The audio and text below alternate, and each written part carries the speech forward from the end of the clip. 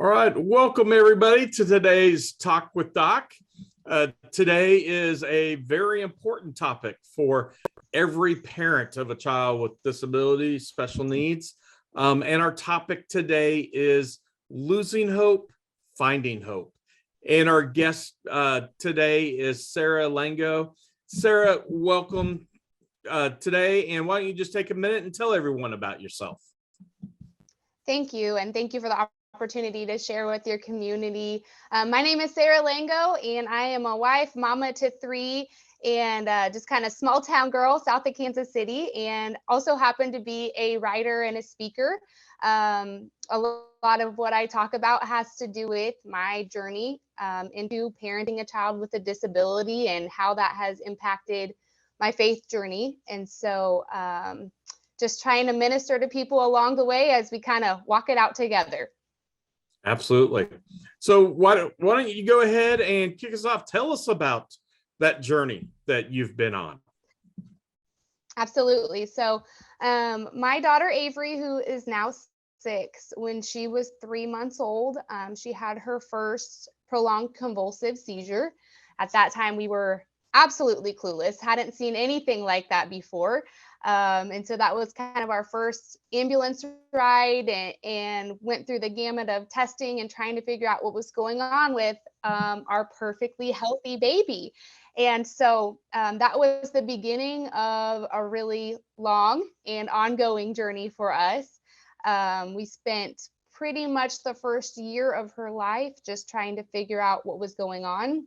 An ambulance ride every few weeks, medications that were not working and were failing her, and just this continued long seizures that were really beating up her brain and her body.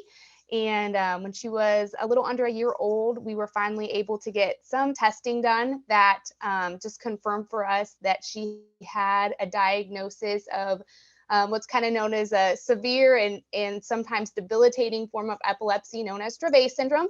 And so, Doc, you know about that. Absolutely. And so it was about at that time that, I went into kind of a season of darkness and of kind of wrestling with God and with my faith and with just life as I had known it to be. When we received that diagnosis, that was the moment that really changed everything, where I recognized this was not going away. This was not something I could fix, that this was not something at this point that God had fixed. And so it was kind of at that point that I really began to go through my faith wrestling season, as I like to call it. And so it was kind of in that season of darkness, I got really angry with God. I got upset. I got frustrated. I was so heartbroken. And it was just really difficult for me to equate this good God that I had known all my life with this really terrible circumstance I've just been handed. And so I kind of had to come to a place throughout all that, days of being so angry at him, times of even considering, what would it look like if I just walked away from all this stuff I had believed. And I came to a place where I felt I had to just make a decision. I had to decide if I was willing to let go of this God and this faith, simply because I didn't understand how he was working, and because I didn't understand why he wasn't doing what I wanted him to do. But in doing that, I realized I would give up any bit of hope that I had, because I knew that hope in my daughter's outcome, in her prognosis, in the treatment options, there wasn't much hope there. And so what I realized is that if I walked away from the Lord, I gave up any hope for my kid and for myself in that season of darkness, as I was discouraged and struggling and in a mess, to be honest. I was giving up any hope for myself. And so I made a choice on that specific day to choose hope. And it hasn't always been pretty, and it hasn't always been easy, but what I recognize is that, man, oftentimes in this journey, we want to put hope in our kids' outcome, or we want to put hope in the next treatment option that's coming along, or the specialist and what they might have to say. And at the end of the day, all those things, they let us down. Right. And our hope in Jesus is the only thing that can surpass all those things. No matter what life circumstance we face, that's a hope that is steadfast. And so that's kind of where my basis of this idea of losing hope and finding hope comes into play. Yeah. That's fabulous. And absolutely. Like Sarah said, I can definitely relate to this personally very closely, since my son Mark also had Dravet syndrome. We had our first seizure at 8 months. First seizure lasted over 4 hours. And then we got the diagnosis of Dravet at 18 months. Took us a while to fight through that, to figure out what it was. But it doesn't, this isn't just with Dravet syndrome. This is with any diagnosis for a parent with a child with a disability. Because, when you get that diagnosis, it's a gut punch, because we lose that dream that we had for our child, to do everything. Not that our kids can't do things, but we have this typical dream of this perfect child, of what we want. And all of a sudden that's shattered. And you do lose hope for a lot of things. And, there is a whole continuum that everyone deals with, whether it's Down syndrome or cerebral palsy or autism or Dravet or whatever it might be, or some other, medically fragile, case. It's natural for us to get upset, to lose hope, and to get mad at God.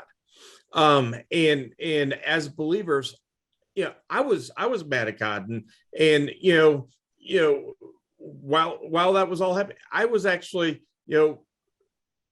during part of that, I was actually a pastor at that time. Previously, I was when he was first born, I was a pediatric ER doctor, doing that. But by the time we were dealing with diagnosis and working through all that, I was then a children's pastor. I, just like you said, I was mad. I was flat out pissed at God. It's okay. But it's kind of what you said there, Sarah. It's what we do with that. And it's not staying in that place.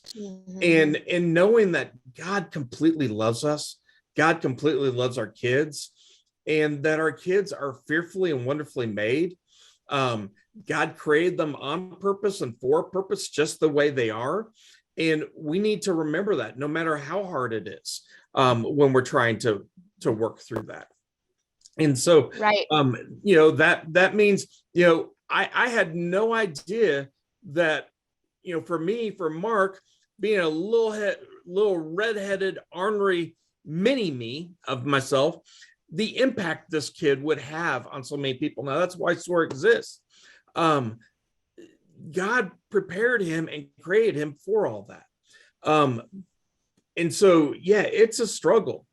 But what were some things that you did when you were losing that hope? How did you go about to start finding your hope again? Obviously, you were saying, having Christ there, but it doesn't happen overnight now, does it? No, it doesn't. Yeah. And I think it's interesting, like some people who have read my writing and stuff, they kind of tend to think that, oh, this just must come easy to her. Like, it just must be so easy for her to just cling to that. And it's like, no, it wasn't easy at all. And some days it's not easy. And I think the biggest thing, which you kind of mentioned, is like, when I got angry at God, I had to kind of dig into scripture and figure out, is this okay? Because I think I was kind of brought up in a Christian culture where you kind of sat in church and you folded your hands and you crossed your legs and you sat quiet, and that's what you did in God's presence. And I didn't see a lot of messiness. I didn't see a lot of like hard faith lived out. And so for me, it was like, well, is there something wrong with me that I'm feeling these things? And if there's not something wrong with me, then there must be something wrong with God, because why would he allow this, you know? So what think is so huge is for us is that we have to be honest with God about our feelings, about our questions, about where we're at. And I think when we get in trouble is when we try to conceal it, we try to just hide behind a whole bunch of other stuff.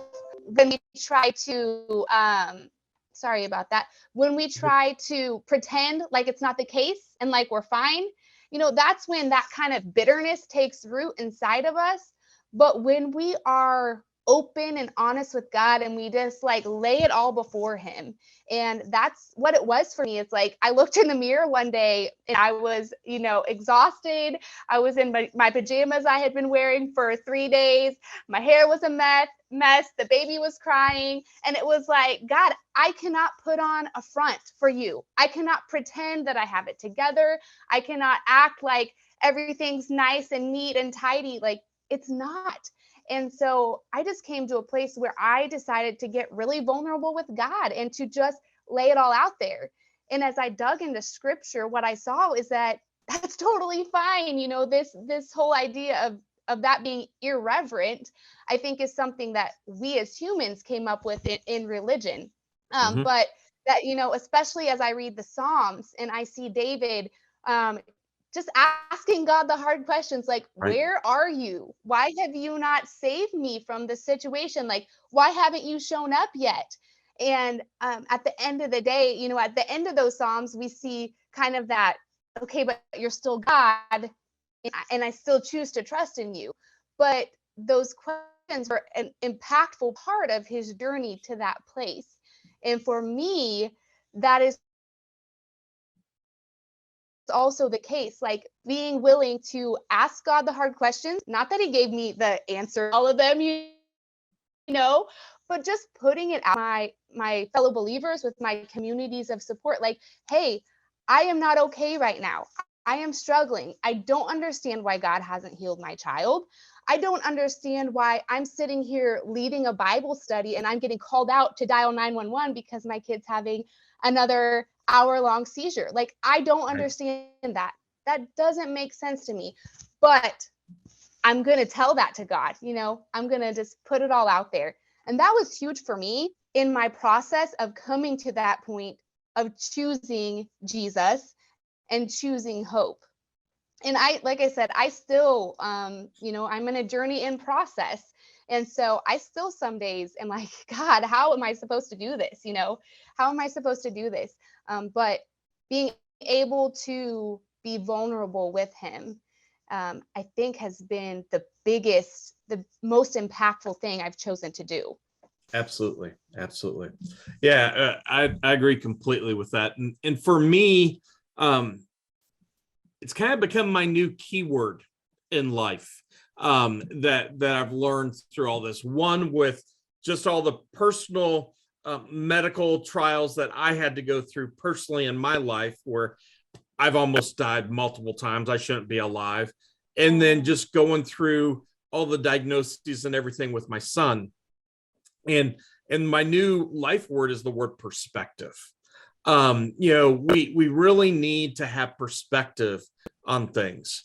And you know, so many times, you know, we as parents of a child with a disability, it's easy to pull out the martyr card, and the woe was me, and you know, this is hard. And especially when you first get that diagnosis, because all of a sudden you appear separated from all your friends with neurotypical kids, because they don't get it.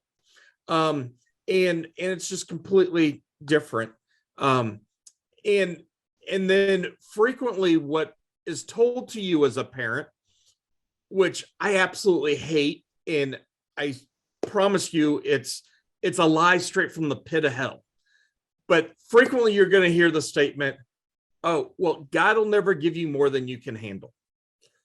Well, that's a lie. There's nothing scriptural about that. I firmly believe God purposely gives us more than we can handle, and he does it on purpose. And here's why. God doesn't want us to handle it. He wants us to focus on what we have control over.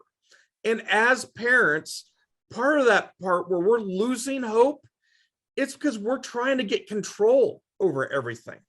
And as a parent, especially for our child, we feel it's our job to be in control of everything. Especially me as a father, I have to be in control of my family, my wife. That's the job of a dad, right?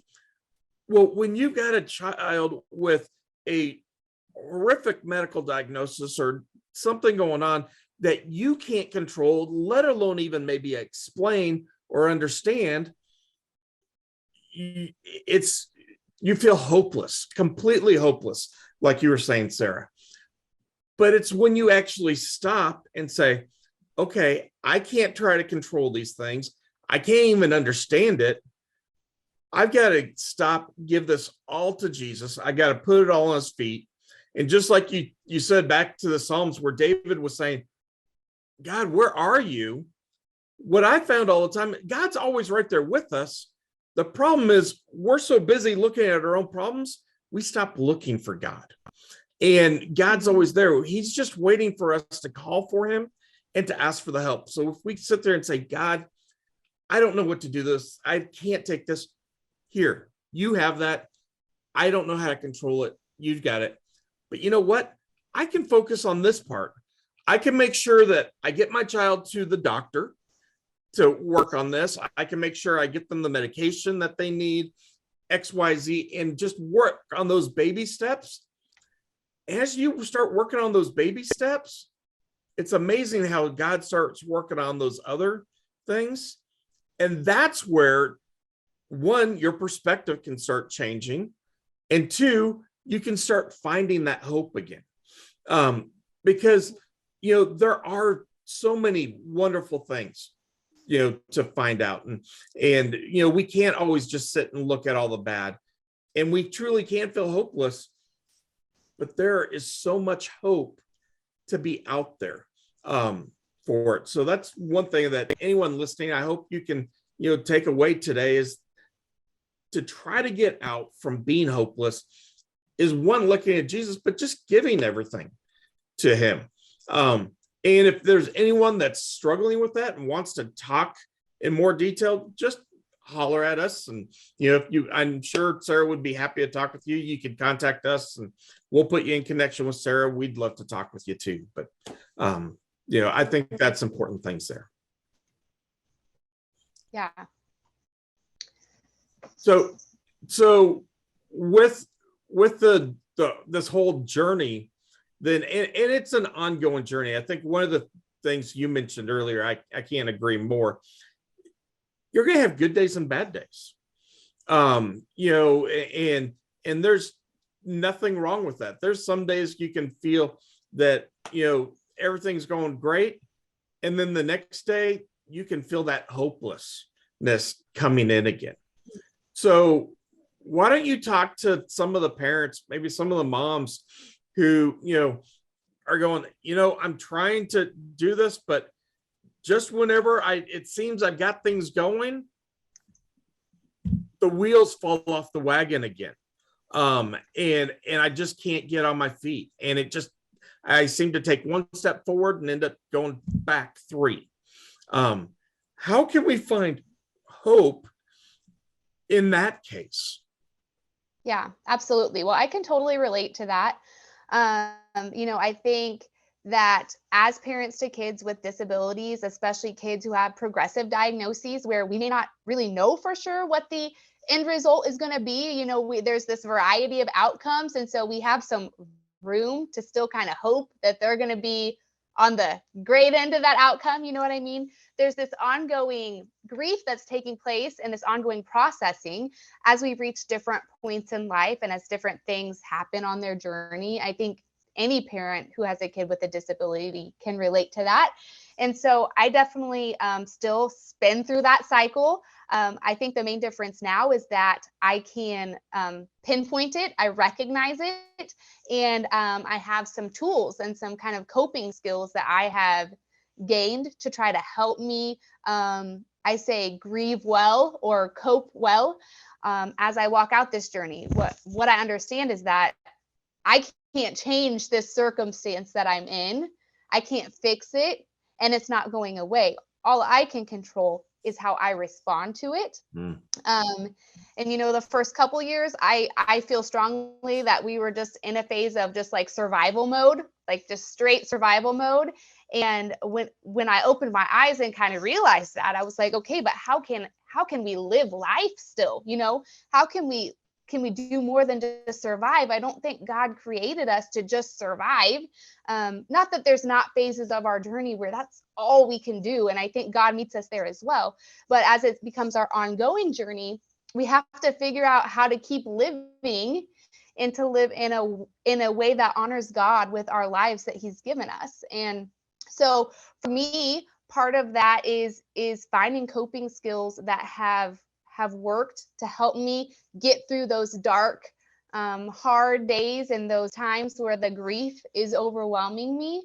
Some of the things are super simple, but things we often forget about, and some of them are a little harder. One thing I had to do earlier on in my journey was to see a therapist. I found a Christian therapist. I just needed someone to talk to kind of word vomit on, where I didn't feel judged and I didn't feel like I was a burden to them, but that I could just talk through things with. And so that's a tool that I still use when not all the time because life's busy, but when I get in a place where I sense, I can pinpoint that this is not a good place for me, maybe I need to call my therapist and get in to see her. Another thing is, as we know, stress impacts the body, the mind, and the soul. And so we've talked a little bit about the spiritual side, that wrestling and that processing and being real with God. And, for me, getting into scripture and praying and continuing that every day, not letting it just be a one time saying, okay, well, I'm going to be honest with God and then go on with my life. But it's Absolutely. that real relationship that continues as a daily choice of being honest and being in communication and in communion with Jesus. So on the spiritual side, that's very huge, as well as having a community of believers who support, which I think your organization does a great job of being that for families. Mental side, seeing a therapist is huge. For me, it's simple things like finding a creative outlet, just carving out 15 minutes of my day when I feel that overwhelm happening to just go do something that I enjoy doing, something that brings me joy.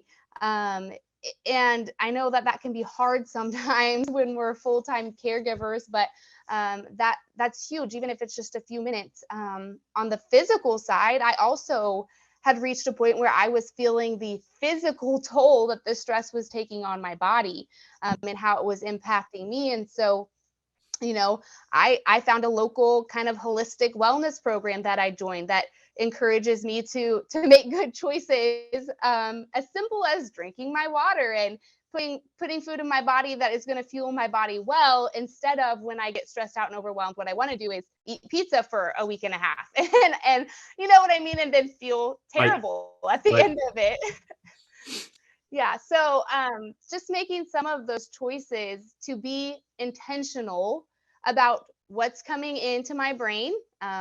Sometimes I have to get off of social media because it is overwhelming me and I already have too many overwhelming things. Sometimes I need to sit down and read a book, like it can be whatever it is for you. I don't think there's one way, but I do think it's super vital that as we walk these journeys out, that we figure out what tools we can put in kind of our resource box of ways to cope, so that when we feel that darkness kind of taking us over again, we can go, okay, but what I know I need to do today is to be kind to myself and take care of myself so that I can keep functioning. So I'm going to go for a walk. I'm going to put my worship music on. I'm going to drink this bottle of water, and it's something as simple as that could kind of reset you for the rest of that day and help you just to continue coping, rather than just going and laying in bed for the rest of the day, which is maybe what you feel like doing. So right. Those are just some of the practical things that I have found really super helpful. Like I said, it's ongoing. I don't do it perfectly by any means. I have some coping skills that aren't very healthy. And so I kind of allow myself those in moderation, right? Like I might allow myself to have a big bowl of ice cream when I'm stressed out and it's been a terrible day, but I try not to eat ice cream every day that week. You know what I mean? So it's like Exactly. finding that balance of Right. of those skills that are going to be helpful for you long term, I guess. Right. Right. Yeah, and I think that's so important, and kind of, you pretty much implied it in there, but let me go ahead and just take that one step further and say it. If you are not taking care of yourself, you cannot be taking care of your child. So, you need to make sure you have yourself in a good spot so that you have all of you to give to your child. Our kids with disabilities and special needs, they require a lot. They require a lot of attention, a lot of time, a lot of energy. And so if we are not, taking care of ourselves, I mean, just being a parent is exhausting. Stress is sky high. Rest is already at a premium. We don't get a lot of that.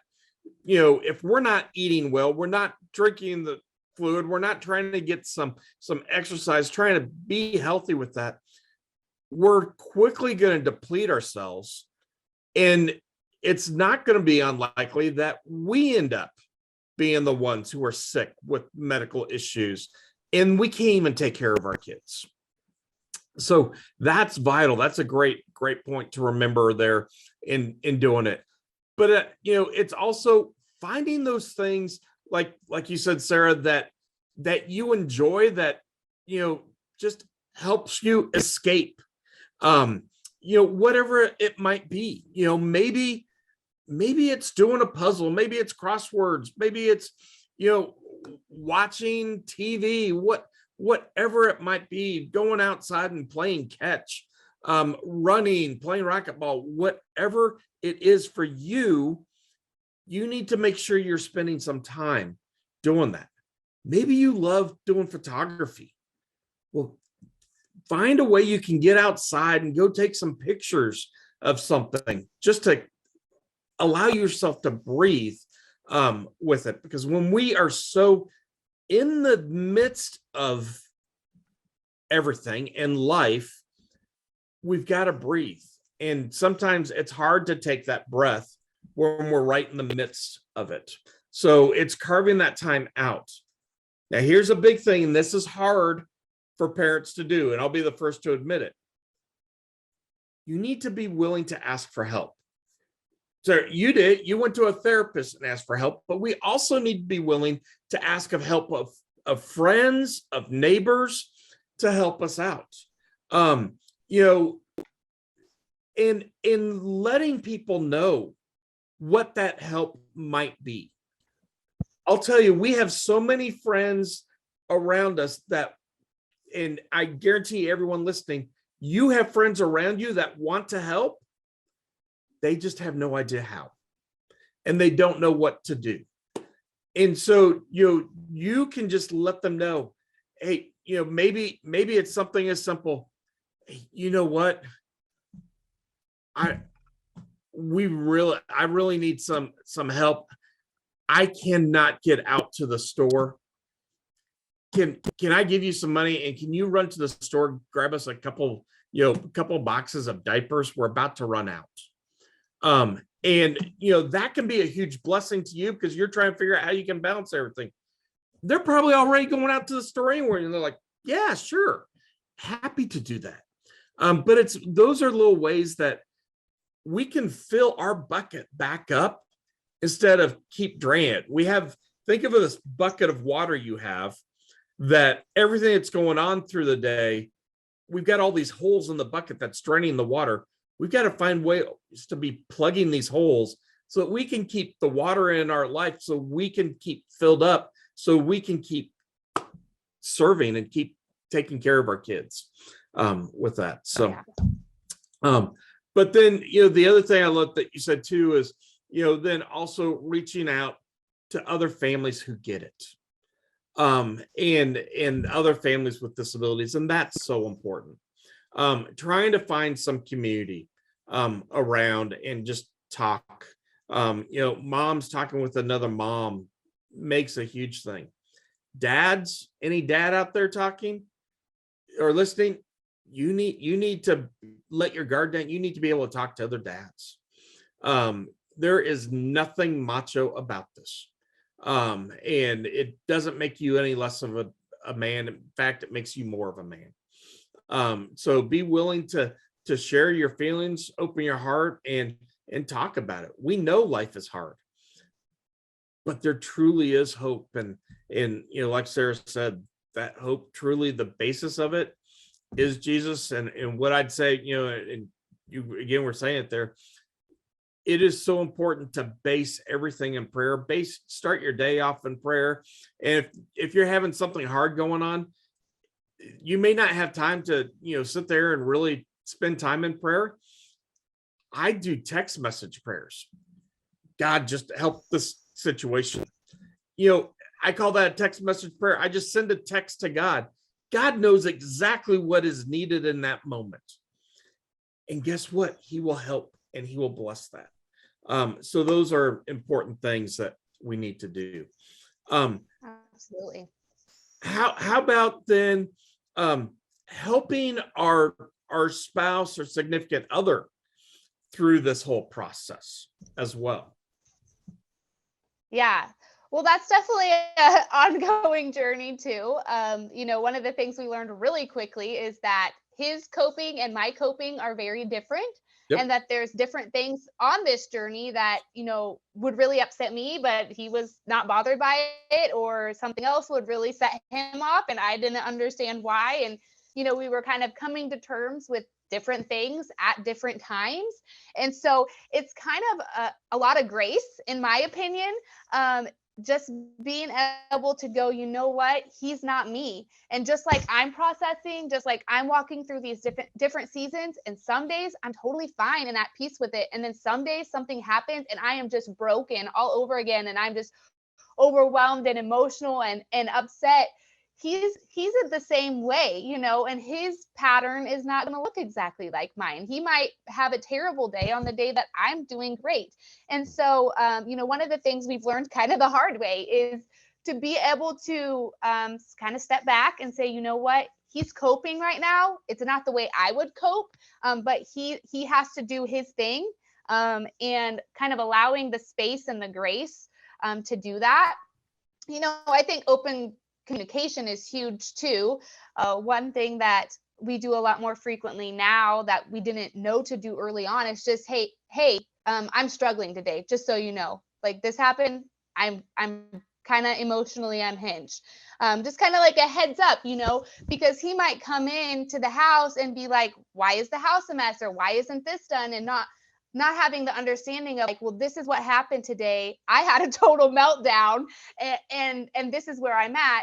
We learn to kind of tread more lightly with each other when we have that heads up, like, okay, I understand that he's in a really hard space right now. So I'm not going to be upset that he's wanting this alone time in the shop tonight, even though that's not my thing, but he needs that to be able to process what he's going through. So right. Grace, I think just blanket everything in grace is really my biggest advice. Absolutely. And spend time together. I think spending time together is huge too. I mean, we know statistically the divorce rates for parents of kiddos who have disabilities. We've experienced very firsthand that the extra toll that has on our marriage. There's a lot more things to disagree about, important things. There's a lot more just everyday decisions that have to be made, and trauma that has to be dealt with, and sacrifices that have to be made. And typically one parent or the other is kind of falling into that role of primary caregiver. And so there's a whole element of things going on there. But I think just for me, knowing that statistic is like, okay, we cannot become that statistic. So what do we do not to become that statistic? And thankfully we have family that we are so grateful for. My mom cares for my daughter and will take my kids and watch her, and has learned to care for her when she's having seizures and things like that. I know that's a huge blessing that some families may not have. And that's allowed us the freedom to have a little bit more flexibility and have a date night or have a night without kids to just chill out for a second and be together. But I do think it's important to find a way to do that. Maybe that's through, a respite program like you guys offer. So I just think it's important to make that a priority. Yeah, absolutely. Absolutely. And, that kind of reminds me of a couple of things there. I want to say, and first, before I say that, anyone who's listening, either on the Zoom call here or on Facebook Live, if you've got any questions or comments, you can go ahead, put them in the chat or the comments, and we'll go ahead, bring those in and answer your questions. One thing I want to really address, and you kind of talked about it frequently, in our families, because of the nature of the beast, if you would, so many different therapies and everything going on, we frequently see one parent usually ends up going and doing most of those therapies, going to the doctor most of the time, handling all that. Overwhelming majority of the time, it's mom that does that. So moms, I'm going to talk to you right now from a dad. And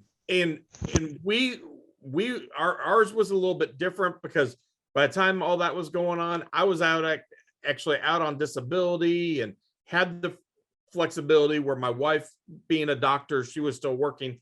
So we had that, but this is what I did with it. And here's where a lot of that breakdown comes, and why dads feel especially helpless in these relationships. Why does dad feel so hopeless and helpless when it comes to dealing with their kids? Well, mom has gone to a lot of the therapies. Mom's gone to a lot of the doctors and everything, and has understood what to do and how to work with their child, what to do when there's a seizure, what to do when they're having a meltdown, when there's behaviors to go on. Dad comes home and life is busy, and mom, because the life is so crazy and busy, mom isn't always able to share all that information with dad.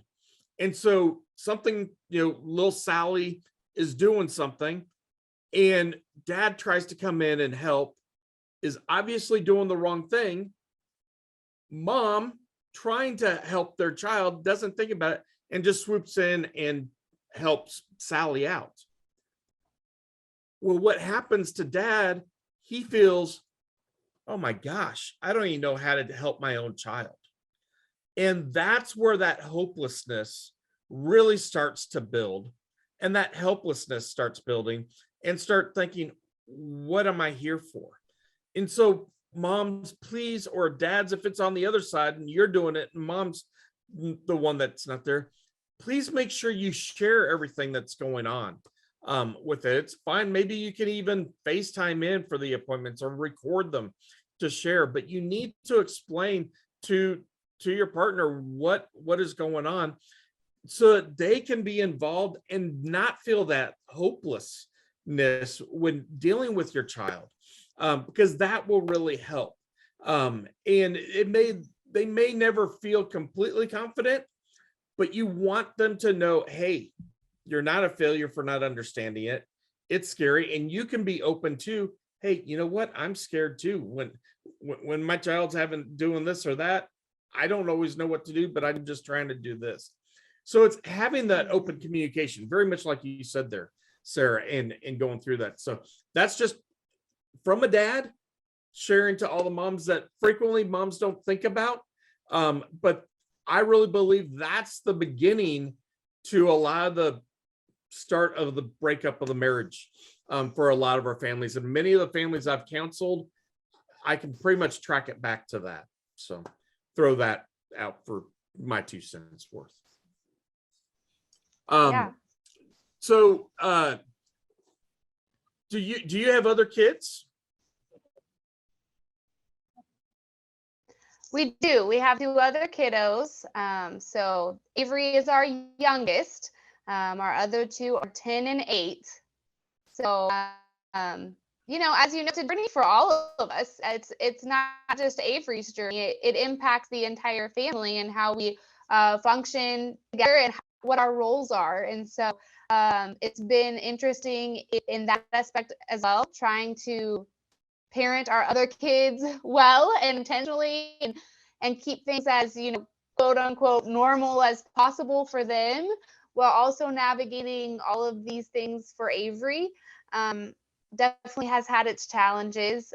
They're great kiddos, and as you know, the impact that it has on them, while there may be some trauma and some stress that they carry, is that they have learned compassion, and they've learned understanding, and they've learned about inclusion, and they've learned how to grab the oxygen tank and dial 911, and it's just they know so much more than I would have at their age because of their experience. But I do genuinely believe that it's building their character and building them into the people that God has created them to be. So yeah, and I love that, and I think that's part of what we have to be doing is sharing how we find hope and find our hope in Jesus, and sharing that with our other kids as well.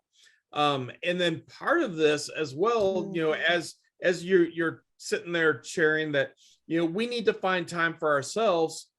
We also need to find time for our other kids, and maybe set aside some time for them, because especially, our kids with disabilities and special needs require so much of us that we don't expect it. We're not trying to do it, but we accidentally neglect or don't give as much time and our attention to their siblings. And so, we really need to try to find time that we can do something special for them. Maybe it's, that's where you get your ice cream. Maybe it's, a Saturday afternoon. Hey, let's go to the ice cream shop and just you and mom. Hey, let's go hang out, or dad, you and dad, let's go do this.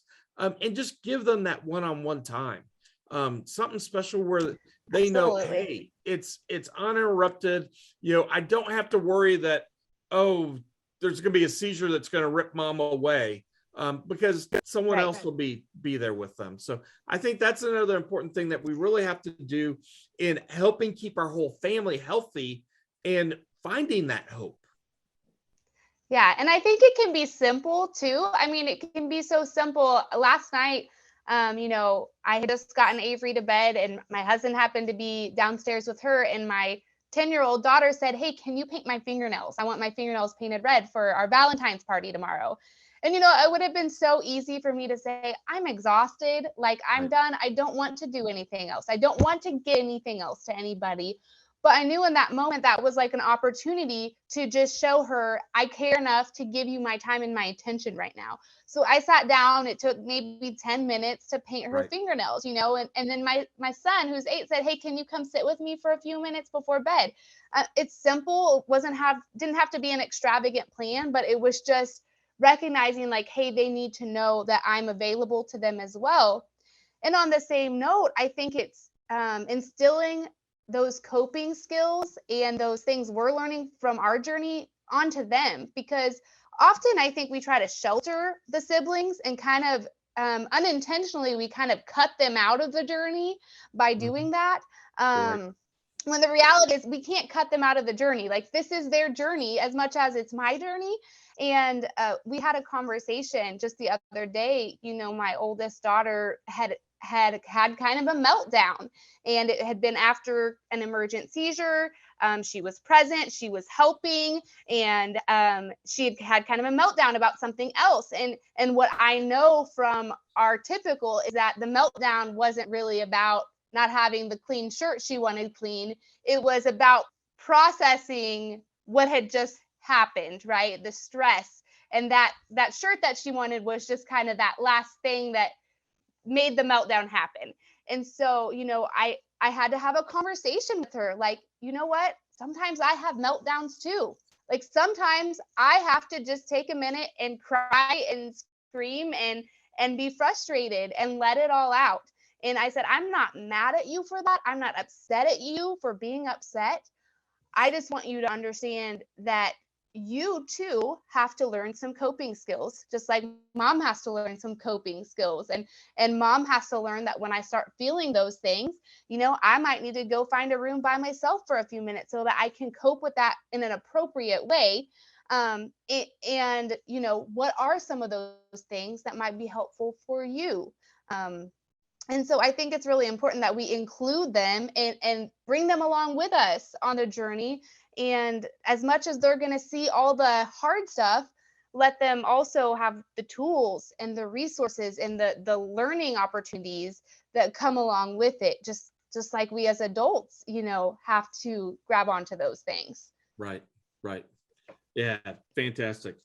We got a question that came in, and this is a big question that a lot of people ask. And it goes back. You actually addressed the question early when you first started talking, and she says that even when you first shared when you were kind of going through and upset, the question you asked God was, how can a loving God allow something like this to happen? How did you rectify that? How did you come be able to answer that question? Yeah. So I grew up in the church, and I went to Bible college. So, I have the correct Bible college answer for a theological reason that is, that bad things happen in this world, and that, sin entered the world, and sin broke the world. And as a result, everything we experience in this life is imperfect and decaying and broken in some way. And so that's the Bible college answer. But I know for me, when I was in that place, that wasn't what I wanted to hear. That wasn't enough, was just the textbook answer. So, for me, like I said, I had to get real with God. And one big thing was that in those moments where I felt sincerely was at a place where I wanted to spit in the face of God. Like that's where I was at. I was so angry that he would allow my child to go through this that I wanted to spit in his face and just turn away. And it was like, even when I was there was just this steady, loving presence of God. And it's like, as much as I wanted to walk away, almost like he would not let me.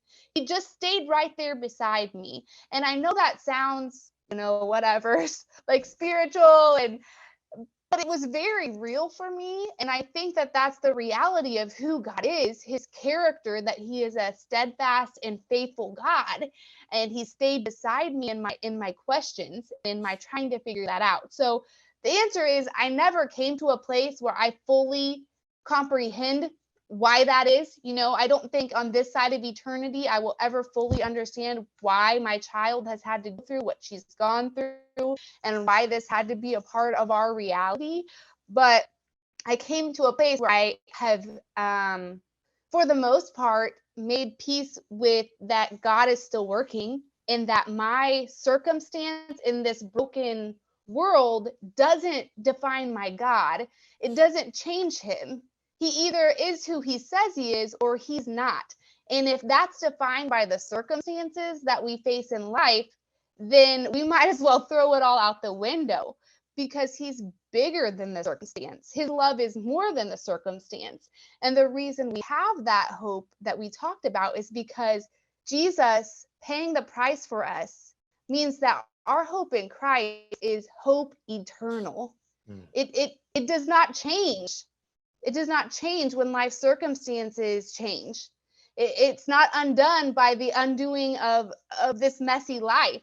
It is the way. And so for me, my hope in a loving God has to be found there.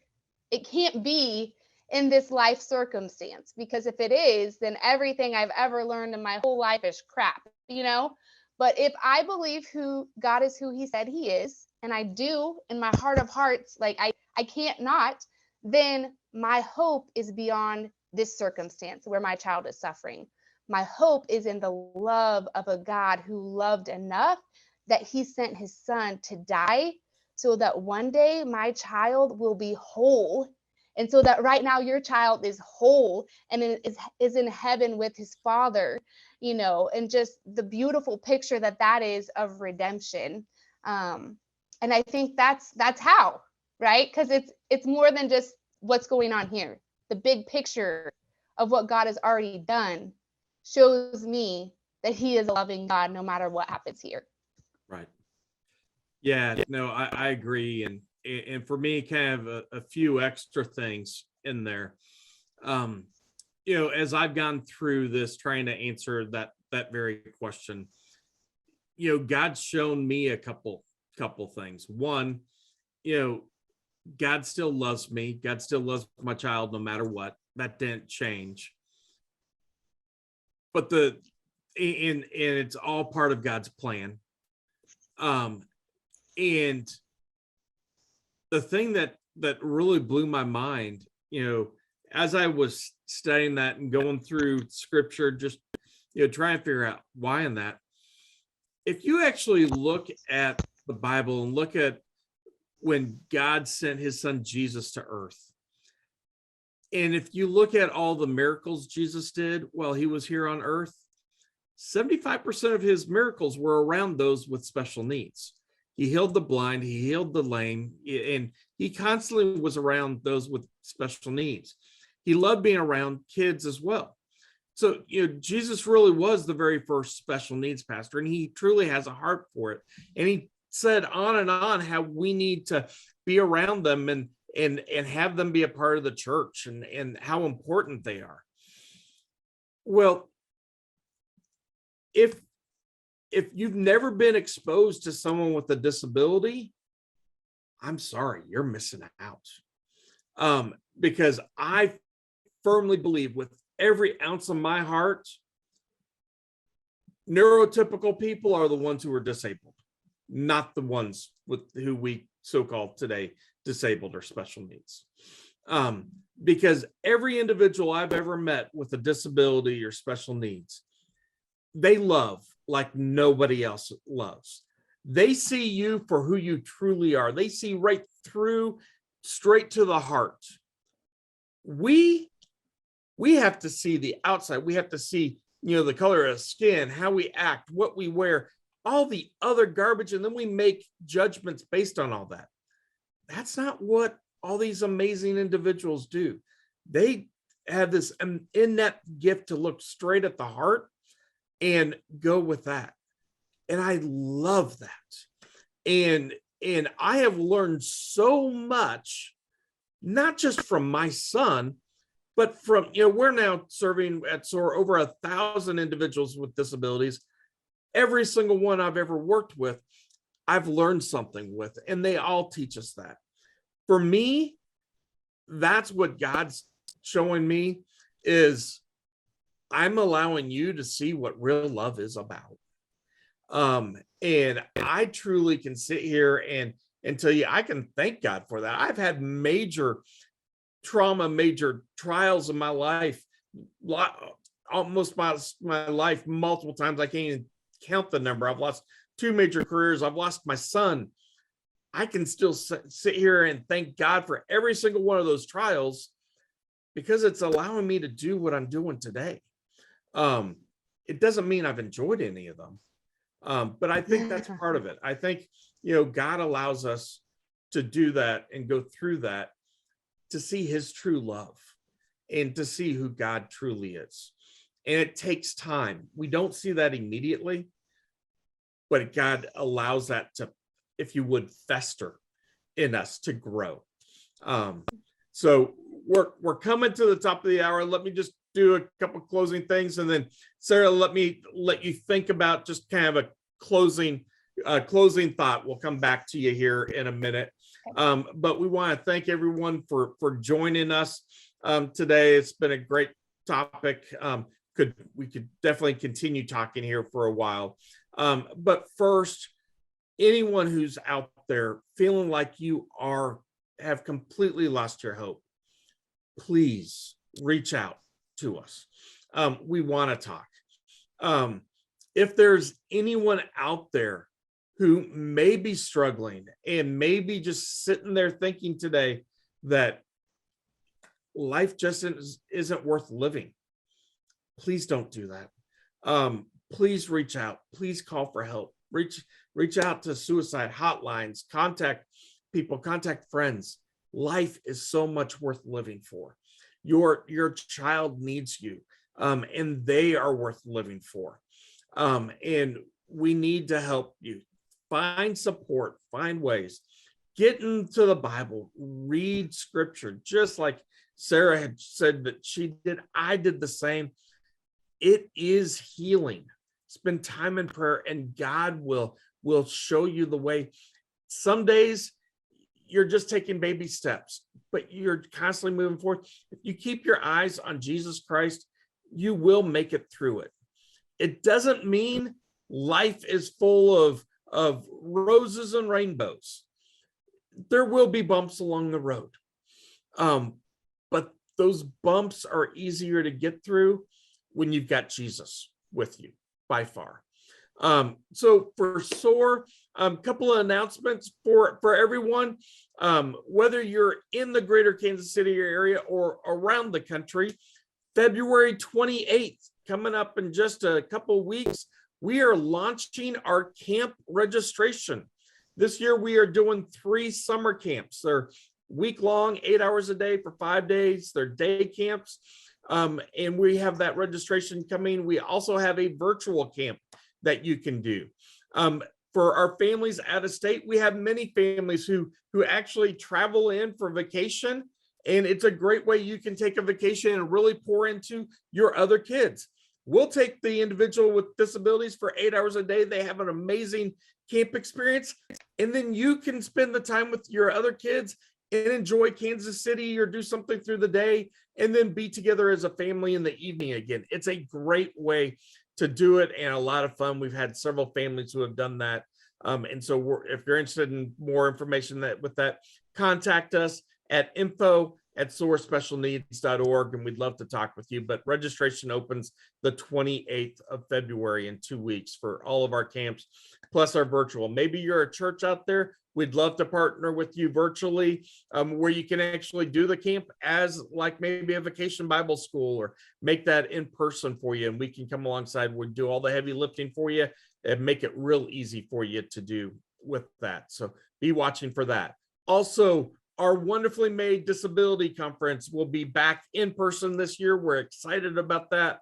It'll be in October. We are working on planning everything for that. If you might be interested in helping us plan, help us think through some speaker topics or do anything with that, contact us at info@soarspecialneeds.org.